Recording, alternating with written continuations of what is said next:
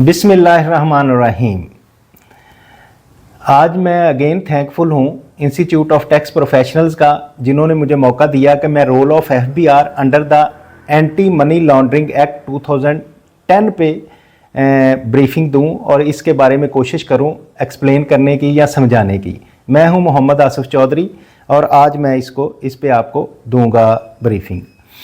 What is money laundering? Basically the question is what is money laundering. Money laundering is basically illegal or a dirty money is put through a cycle transaction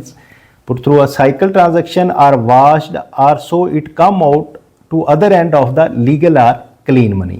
Mean ये illegal रकम है जो किसी ने कमाई और इसको इस तरह से वो सर्कलाइज करता है फाइनेंशियल इंस्टीट्यूशंस के थ्रिए या प्रॉपर्टी की परचेज सेल या इस तरह से उसको सर्कलाइज करेगा तो वो लीगल में कन्वर्ट हो जाएगी। ये किस तरह होगी इस सारे को मैं आगे एक्सप्लेन करूँगा।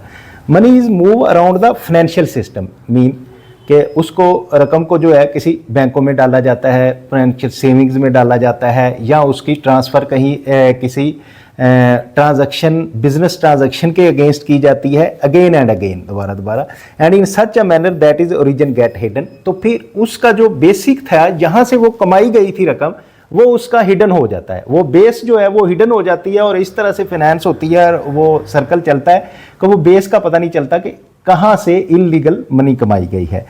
Money generated for illegitimate sources and it is converted to drive from the legitimate sources. Illegitimate to legitimate source में आ जाती है, इस तरह इसका सर्कल किया जाता है।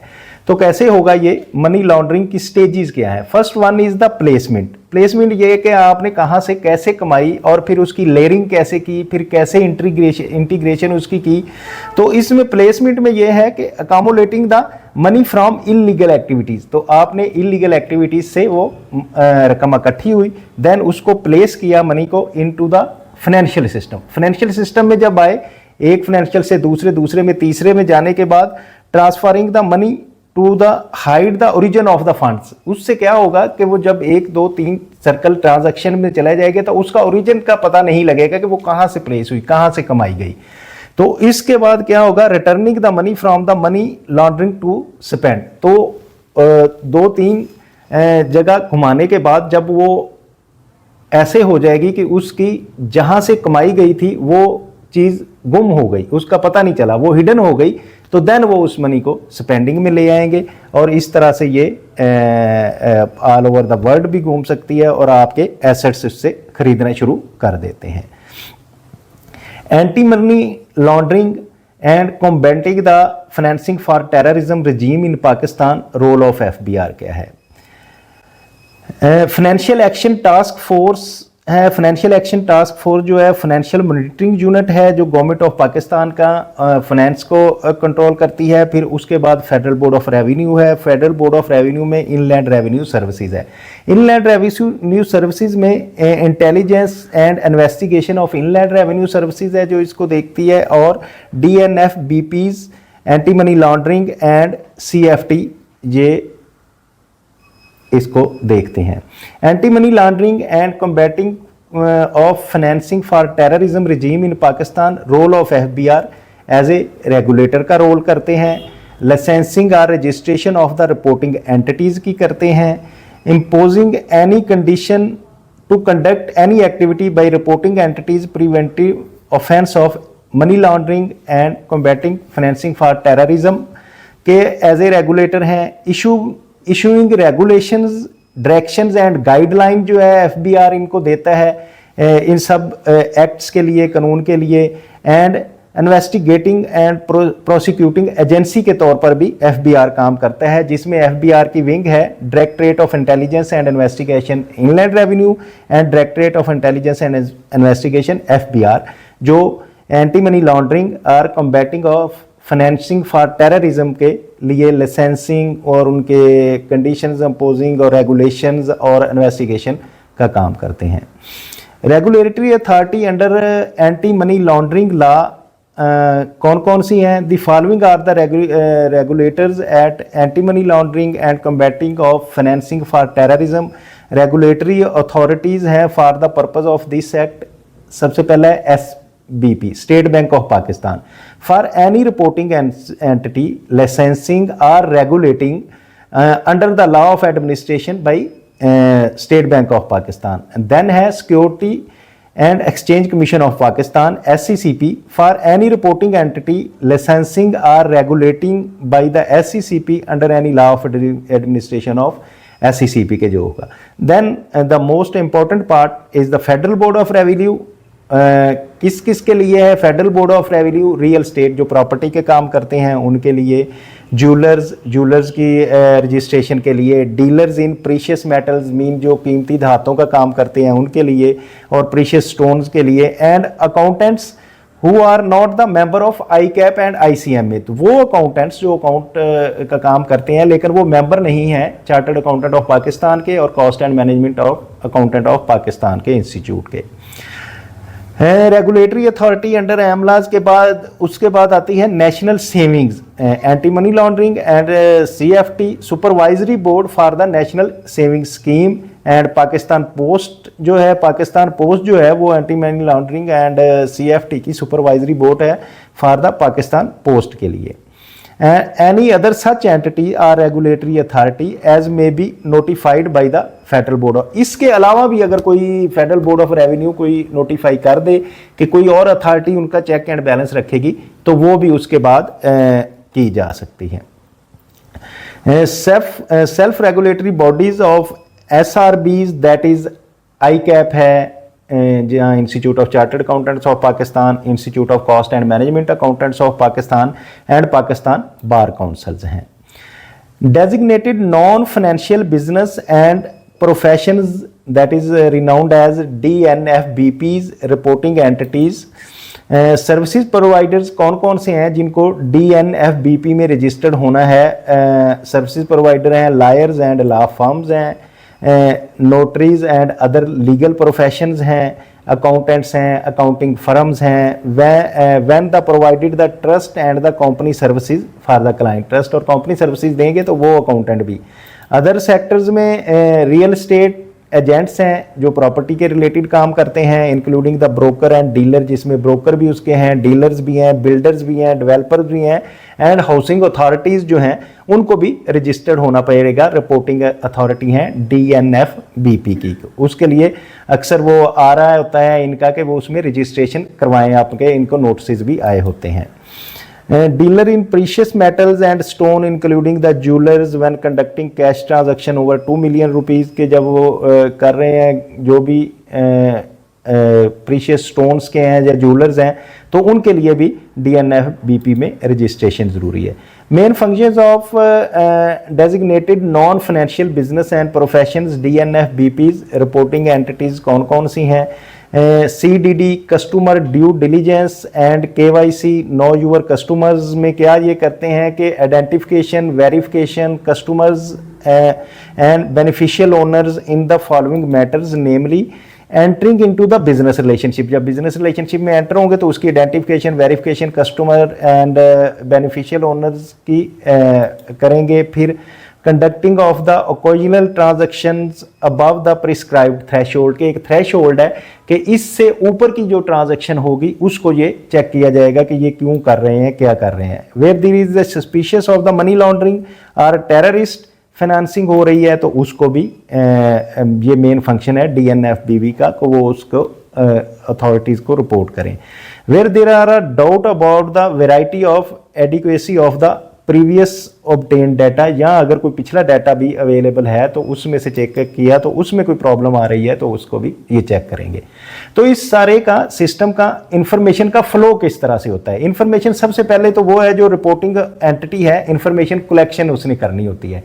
जब इंफॉर्मेशन कलेक्ट हो गई तो देन वो इंफॉर्मेशन फ्लो करेगी इंफॉर्मेशन कंप्लायंस सेंटर में जाके FMU में। देन उसमें इशू होंगे STR और CTR फॉर द गाइडलाइन के दी जाएगी। गाइडलाइन के बाद इन्वेस्टिगेटिंग एंड प्रोसिक्यूशन एजेंसीज जो हैं वो उस पर इन्वेस्टिगेट करना शुरू कर देंगी। तो इस तरह से ये फ्लो होना शुरू हो गया। FBR as a investigation and prosecution agency में किस तरह से काम करता है उसके बारे में मैं बताऊंगा। Elements of money laundering under anti money laundering law. Anti money laundering law के तहत जो मनी लॉन्ड्रिंग हो रही है उसमें ऑफेंसेस ऑफ मनी लॉन्ड्रिंग जो है वो सेक्शन 3 उसको डील कर रहा है। और इसके बाद predicted offence as specified in schedule 1 में सारे दिए हुए हैं, और proceeds of the crime under section 2 है का सब सेक्शन भी दिया हुआ है। तो इस तरह से ये सारे स्टैंड अलोन मनी लॉन्ड्रिंग का प्रोसेस को देखते हैं। प्रोसीड्स ऑफ क्राइम किस तरह से होता है, means any property derived or obtained directly और indirectly by any person from the commission or predicate offence of the foreign serious offence. तो किसी भी फॉरेन सीरियस ऑफेंस से कोई अगर प्रॉपर्टी परचेज की जाती है या ली जाती है तो इसको सारा जो है ना मनी लॉन्ड्रिंग के एलिमेंट्स ऑफ मनी लॉन्ड्रिंग में आता है। सेक्शन 3 ऑफ आमला 2001 जो है इसमें लॉ दिया हुआ है। लॉ क्या है कि person shall be guilty of offence of money laundering if the person, क्या क्या चीजें हैं ये चीजों का अब आप लोगों ने ख्याल रखना है कि मनी लॉन्ड्रिंग के लॉ में ये चीजें आती हैं, कौन सी हैं ये मैं थोड़ी एक्सप्लेन करूंगा, तो इसको जरा गौर से सुनना है कि कोई अक्वायर्स कर रहा है, कन्वर्ट कर रहा है, प्रोसेस कर रहा है, यूज कर रहा है, ट्रांसफर ऑफ प्रॉपर्टी कर रहा है, knowing to have a reason to believe that such property is proceeds of crime, कि ऐसी प्रॉपर्टी जिसके करने से क्राइम होता है उसके नॉलेज में है और फिर वो उसको ले रहा है या कन्वर्ट किसी दूसरे में कर रहा है या प्रोसेस कर रहा है, तो ये एक मनी लॉन्ड्रिंग का क्राइम है। और इसका सब क्लास बी है, conceals or disguise the true nature, origin, location, disposition, movement और ओनरशिप ऑफ द प्रॉपर्टी। तो इसमें कंसील करता है या फिर जरा डीलोकेशन करता है, ओरिजिन इसकी डिस्पोजिशन करता है, मूवमेंट करता है और ownership of the property, knowing to have a reason to believe that such property is a proceed of crime, कि वो क्राइम है और उसको जानते हुए ये कर रहा है उस प्रॉपर्टी के साथ सब कुछ, तो देन वो मनी लॉन्ड्रिंग में आएगा।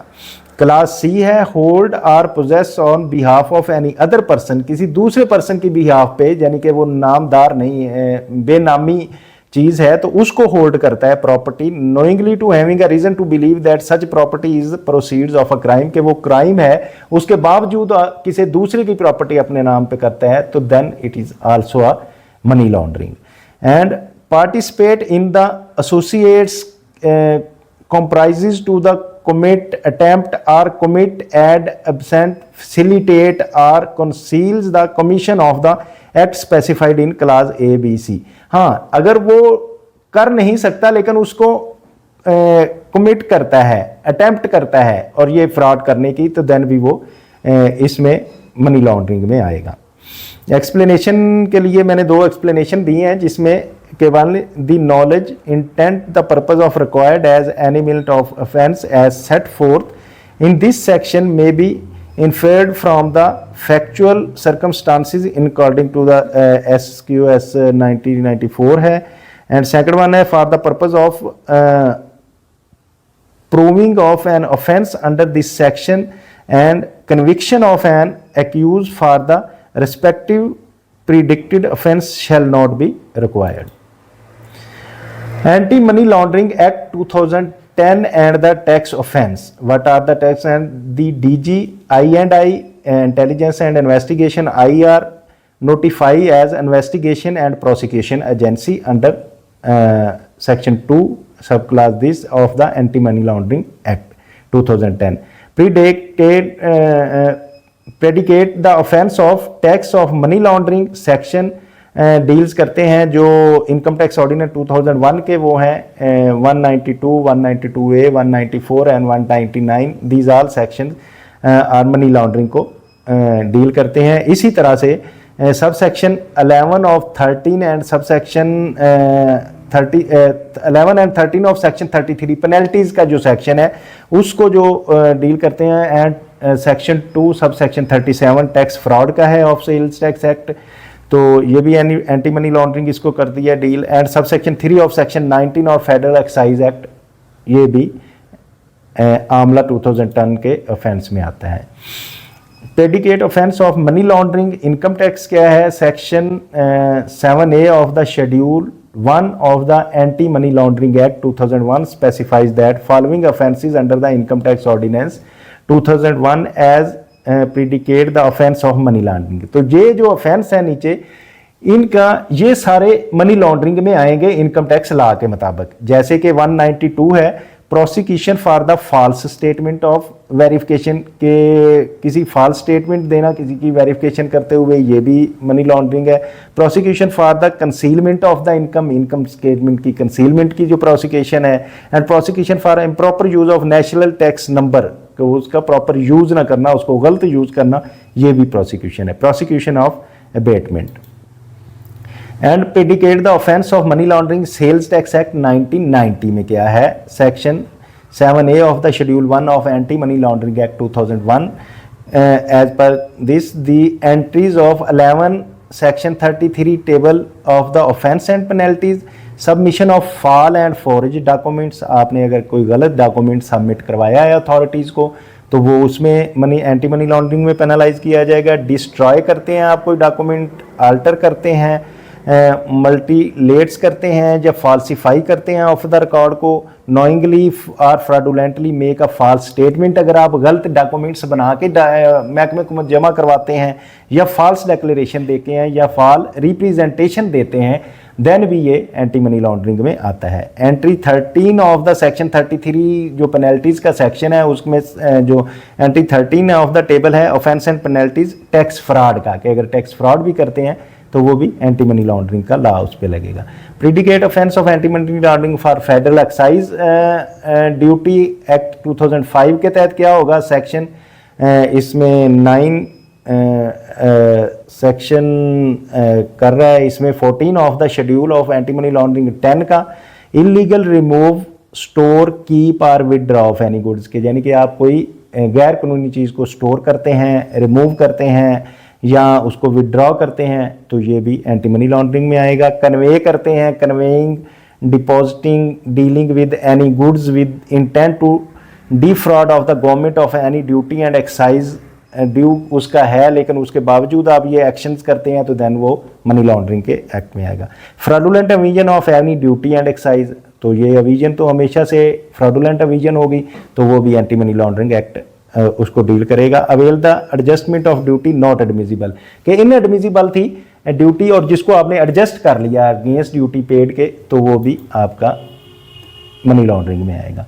Legal requirements for the money laundering proceedings, income tax offence specified in schedule 1 to anti money laundering act 2010 requires that the tax sought to be evaded in 10 million और above. हाँ, anti money legal requirement क्या है, जब 10 million और उससे ज्यादा का tax avoid होगा तब आमला इस पे लगेगा, anti money laundering act 2001। And in case of the offence under the sales tax act 1990 and federal excise act 2005 consultation of FMU is mandatory. Section 41 of AMLA, section 141 of the AMLA के तहत इस पे होगी। तो sequence of money laundering proceedings का क्या होता है, preliminary inquiry under the tax law, सबसे पहले तो इसकी इंक्वायरी होती है, इंक्वायरी शुरू होती है, फिर एडमिनिस्ट्रेटिव अप्रूवल होती है फ्रॉम द डायरेक्टर से अप्रूवल होने के बाद कोग्निनाइज द FIR लॉन्च की जाती है। Provisional attachment under section 8 of the anti money laundering act 2010 की जाती है। उसके बाद investigation under section 9 of anti money, उसके बाद एंटी मनी लॉन्ड्रिंग एक्ट 2010 के सेक्शन 9 के तहत उसकी इन्वेस्टिगेशन होगी। फिर final investigation report and challan prosecution stage पे चला जाएगा। जब चलान सबमिट हो जाएगा तो फिर कोर्ट का ट्रायल शुरू हो जाएगा। कोर्ट का ट्रायल शुरू होने के बाद फिर जो डिसीजन आएगा उसके होगा। Management of the forfeited assets section 11 of the anti money laundering act, ये भी सीक्वेंस है इसकी प्रोसीडिंग्स का। ये पिक्टोरियल एक्सप्लेनेशन है, थोड़ी सी मैं कोशिश करता हूँ आपको अच्छी तरह इसको समझाने की कि conviction, tax offence and parallel money laundering के क्या हो रहा होता है कि एक अमाउंट जो है ट्रेडिंग सप्लाई में ऐसी अमाउंट आती है जिसको आपने इलीगल तरीके से कमाया गया है, ठीक है। उसकी जो रिसीट्स फ्रॉम द पार्टीज करने के बाद वो FBR में टैक्स एरियर्स और for concessional bank account of the convict के अकाउंट में चले जाते हैं। उसके बाद ये अकाउंट से आने के बाद ये ट्रांसफ़र टू द रेसिपेंट 3 में फिर दोबारा रेसिपेंट्स की तरफ चले जाएंगे नॉन टैक्स एरियर्स के तौर पे and declares the bank accounts and convicted से इससे चला जाएगा। अगर तो वो टैक्स फ्री है देन इसका फ्रॉड पकड़ा गया तो वो पकड़ा जाएगा, अदरवाइज वो जनरेशन ऑफ पीओसी के होता हुआ यूटिलाइजेशन ऑफ पीओसी में जाएगा और share in the company agriculture land for ये चीज़ें वो परचेज करेंगे। These are the crimes, all the crimes. And forfeiture के तौर पे POC of Pak rupees 29 million जो है फाइन ऑफ इतने रुपीज़ ये जो एक जजमेंट में आए हैं और इम्प्रिजनमेंट हुई है जिस पे डिपार्टमेंट ने काम किया है। Pakistan anti money laundering and CFFT regimes जो है इसके FBR की IR विंग काम कर रही है और tax and money laundering offences के रिलेटेड एंड प्रोसिक्यूशंस के रिलेटेड तो मुख्तलिफ ये केस स्टडी है जिसमें केस का दिया हुआ है। तो इसमें कॉन्टेक्स्ट क्या है, the complaint of the tax Avision and money laundering by the x employees of the accused company ने की, फिर एनालिसिस किया FBR IR internal audit SCCP और दिस दैट सारे डॉक्यूमेंट्स की फाइंडिंग के बाद ये एक केस जो कंप्लीट हुआ उसकी दी है। तो थैंक यू वेरी मच। ये मैंने कोशिश की कि एंटी मनी लॉन्ड्रिंग एक्ट 2010 आपको एक्सप्लेन कर सकूं। इसमें मेरा ख्याल है कि मैंने कोशिश की काफ़ी हद तक चीज़ें एक्सप्लेन करने की, लेकिन अगर इसमें फिर भी आपको कोई प्रॉब्लम आए और इसके समझने में कोई मसला आ रहा हो तो आप ये अपलोड हो जाएगी आज YouTube चैनल पे, तो उस पे आप कमेंट कर सकते हैं कमेंट बॉक्स में, तो उसका रिप्लाई आपको दिया जाएगा। और आप हमारे साथ जुड़े रहिए। आपने अगर टैक्सेशन सीखना है या आप चाहते हैं कि दूसरे लोग भी टैक्सेशन सीखें तो आप इसको लाइक करें, शेयर करें, सब्सक्राइब करें और कमेंट बॉक्स में कमेंट करें अपनी क्वेरी के related. Thank you very much, have a nice day.